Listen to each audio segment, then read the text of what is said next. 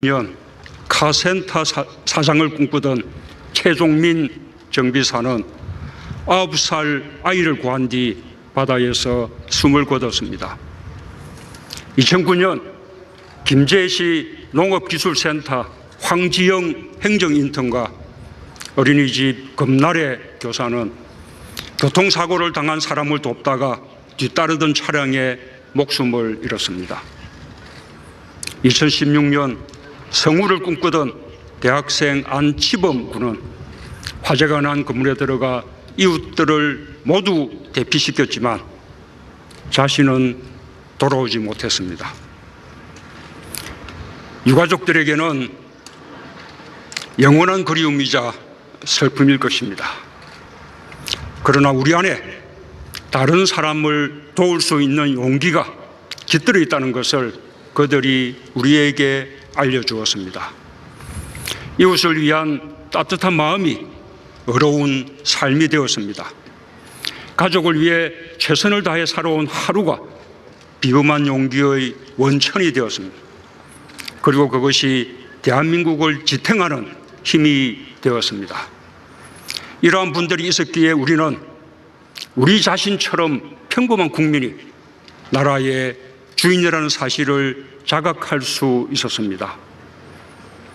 존경하는 국민 여러분, 우리에게 가족이 소중한 이유는 어려움이 닥쳤을 때 곁에서 지켜줄 것이란 믿음 때문입니다. 국가도 마찬가지입니다.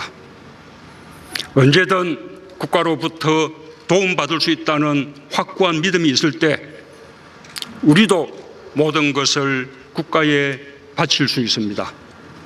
그것이 진정한 애국입니다. 저는 오늘 무영고 묘역을 돌아보았습니다. 한국 전쟁에서 전사한 김기혁 중사의 묘소를 참배하며 국가가 국민에게 드릴 수 있는 믿음에 대해 생각했습니다.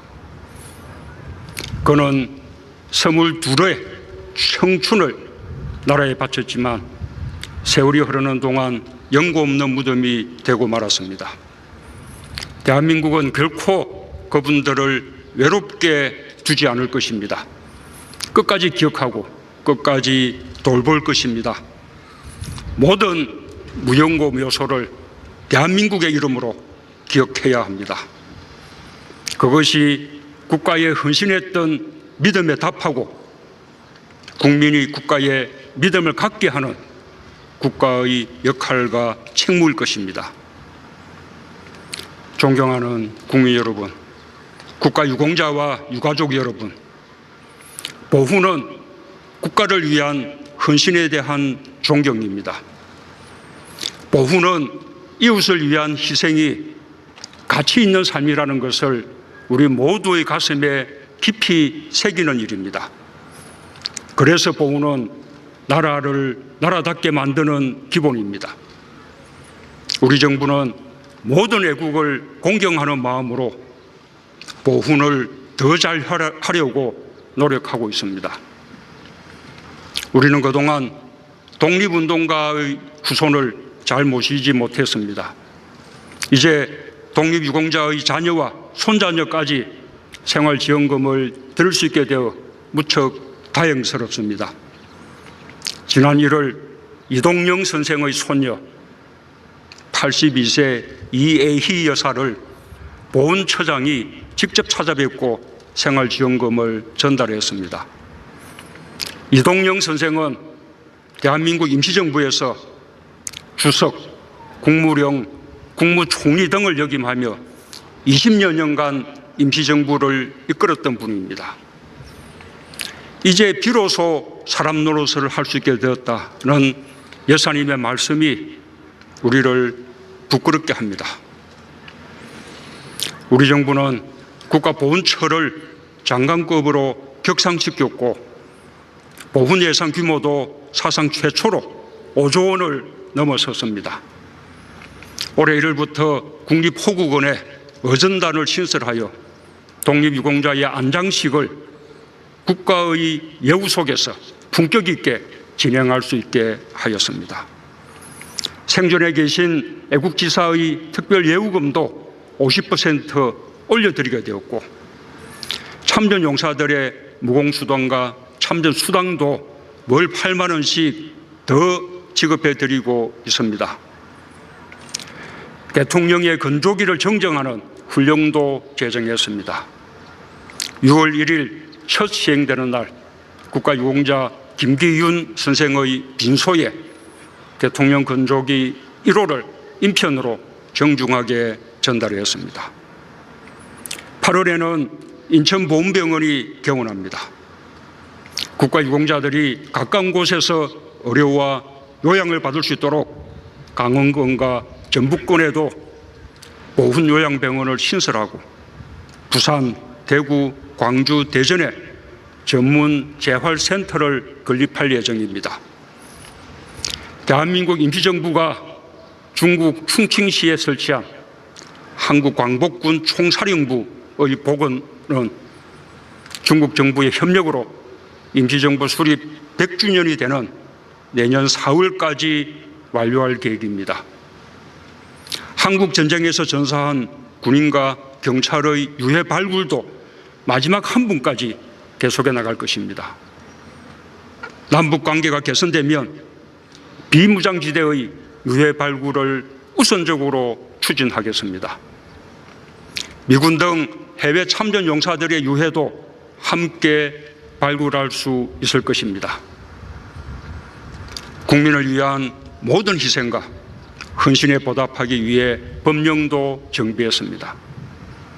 지난 3월 구조활동을 하던 3명의 소방관이 사망하는 안타까운 일이 있었는데, 교육생이던 고 김원영, 고 문세미 소방관은 정식 임용 전이라는 이유로 국가유공자로 인정받을 수 없었습니다. 똑같이 국민과 국가를 위해 희생했는데도 신분 때문에 차별받고 억울함이 있어서는 안 됩니다. 정부는 두 분을 포함해 실무 수습 중 돌아가신 분들도 순직으로 인정받을 수 있도록 소방공무원 임용령을 개정했습니다. 오늘 세 분 소방관의 묘비 제막식이 이곳에서 있을 예정입니다. 눈물로 따님들을 떠나보낸 부모님들과 가족들께 각별한 위로의 말씀을 드립니다. 존경하는 국민 여러분, 국가유공자의 진정한 예우는 국가유공자와 유족들이 자부심을 가질 수 있을 때 비로소 완성됩니다. 그분들의 삶이 젊은 세대의 마음속에 진심으로 전해져야 합니다.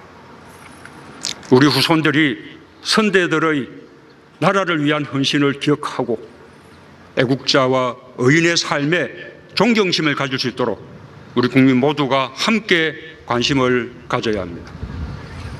애국과 보훈에 보수와 진보가 따로일 수 없습니다. 나라를 나라답게 만드는 일에 국민들께서 함께 마음을 모아주시기 바랍니다. 그것이 대한민국의 힘이 되고 미래가 될 것입니다. 지방자치단체별로 국가유공자의 집을 알리는 명패 달아드리기 사업을 하고 있습니다.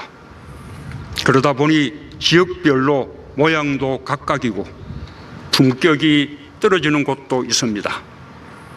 정부가 중심 역할을 해서 국가유공자를 존경하는 마음을 이웃들과 함께 나누겠습니다. 저는 오늘 평범한 일상 속에서 서로 아끼는 마음을 일궈낸 대한민국 모든 이웃과 가족에 대해 큰 긍지를 느낍니다. 우리가 서로를 아끼고 지키고자 할 때 우리 모두는 의인이고 애국자입니다. 대한민국의 이름으로 애국 역량과 의인, 민주열사의 뜻을 기리고 이어가겠습니다. 가족들의 슬픔과 그리움을 조금이나마 보듬을 수 있도록 국가의 역할과 책임을 다하겠습니다. 감사합니다.